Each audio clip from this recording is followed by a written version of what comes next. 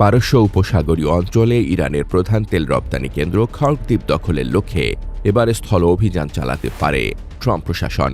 তবে এই অভিযান মার্কিন সেনাদের জন্য মরণ ফাঁদে পরিণত হওয়ার আশঙ্কা করছেন বিশ্লেষকরা। বিশেষ করে এই অভিযানে মার্কিন বাহিনীর ব্যাপক প্রাণহানির আশঙ্কা করা হচ্ছে।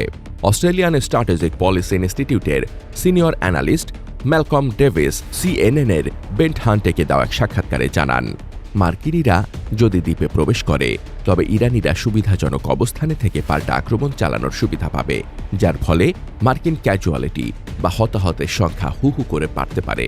চলমান উত্তেজনার মধ্যে মার্কিন প্রেসিডেন্ট ডোনাল্ড ট্রাম্প বর্তমানে এই সংঘাত নিয়ে কিছুটা মিশ্র বার্তা দিচ্ছেন।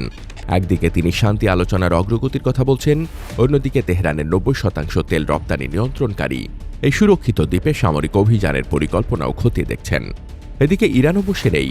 গত কয়েক সপ্তাহ ধরে তারা দ্বীপে অতিরিক্ত সৈন্য মোতায়েন, আকাশ প্রতিরক্ষা ব্যবস্থা জোরদার এবং বিভিন্ন চোরাগোপ্তা ফাঁদ তৈরি করে সম্ভাব্য আক্রমণ মোকাবেলায় সর্বোচ্চ সতর্কতা অবলম্বন করছে।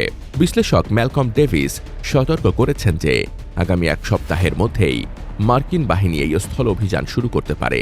তার মতে, বর্তমান পরিস্থিতিতে শান্তি আলোচনা বা যুদ্ধ বন্ধের খবরটা মোটেও বিশ্বাসযোগ্য নয়, বরং অত্যন্ত অপরিণত।